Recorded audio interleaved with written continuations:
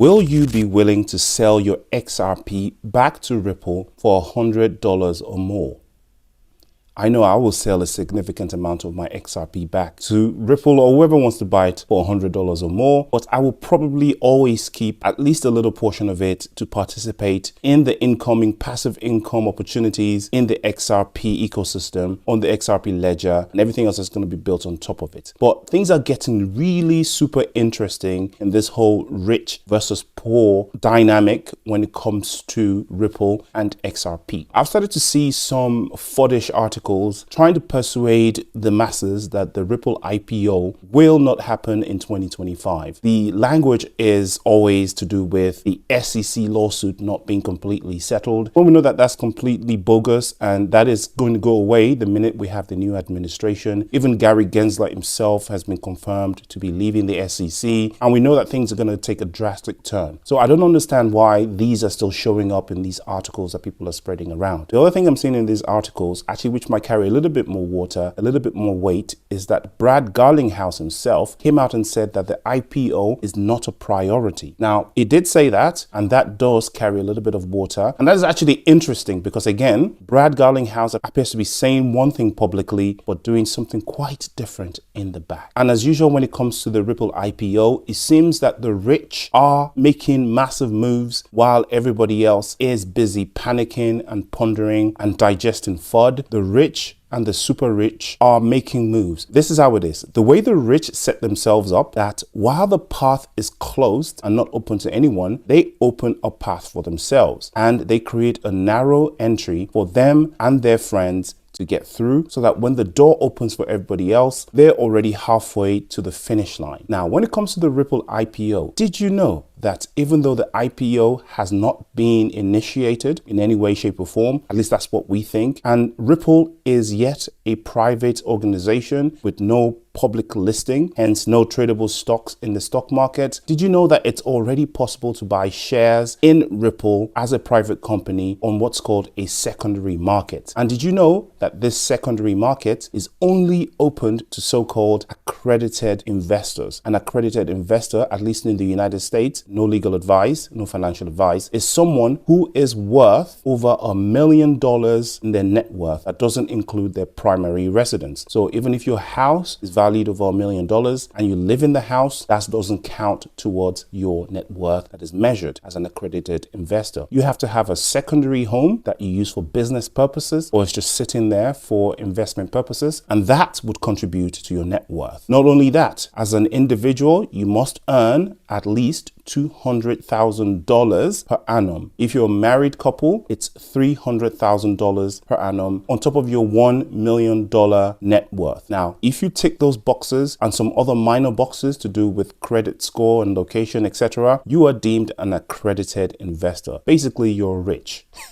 It doesn't mean you know anything about investment. It doesn't mean that you have any more knowledge than anybody else on the street. In fact, chances are you do not know more than someone who is busting their behind, trying to learn investment, trying to get ahead in life, right? Chances are you might have inherited all of that from your parents, a trust fund or whatever. Don't get me wrong, there are people who do work hard to achieve that, but there are also a heck of a lot of people who just basically inherit that sort of stuff. So basically, if you're already rich, a lot of the doors are already open for you and you are legally protected from poor people who would not have the opportunity to compete with you. So right this very moment, it is possible to buy Ripple stocks or shares unofficially on secondary markets that have these gates that you have to get through, these hurdles that you have to scale just to keep it nice and exclusive for people who have the money. So whales, millionaires, billionaires, investors of a high accredited caliber are already positioning themselves for the IPO that has not even been announced yet, that has not even been applied for yet. Okay, but these guys are already making their moves while the rest of you are panicking about small things, panicking about the price of XRP, panicking about little dips that are absolutely normal. These billionaires are making incredible moves. Now, if you're you're a retail investor who doesn't have any of these things that I've mentioned, there are absolutely zero ways for you to acquire any shares in the Ripple company on a private basis on the secondary market. You have to wait till such a time as the IPO is announced. Even then, some of the pre-sales of the IPO don't get published to the masses, or there are no ways open for the masses to participate until the early accredited investors have had first dibs, first bite of the pie. And the crumbs that are left over are basically thrown on the ground for the retail dogs to fight over. So again, while we're busy panicking about the price of XRP, panicking about what may or may not happen, reading the news about,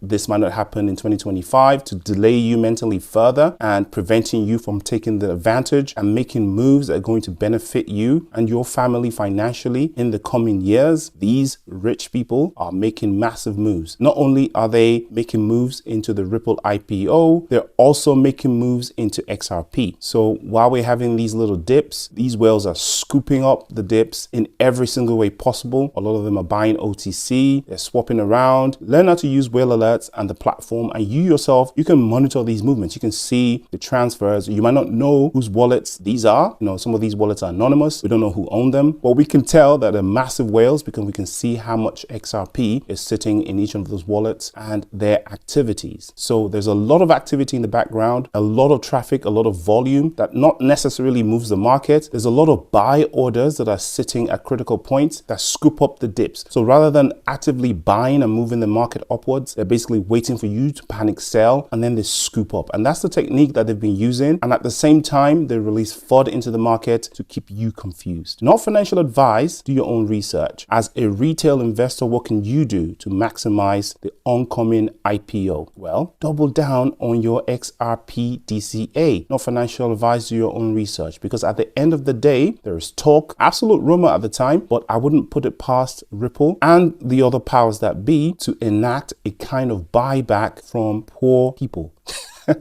And why would they do that? Because they know that in the coming years, XRP is going to go to places beyond people's imagination. And the more of it they can buy back from you to sell to their billionaire counterparts, the better. Not financial advice, do your own research. I'll see you in the next video. Peace.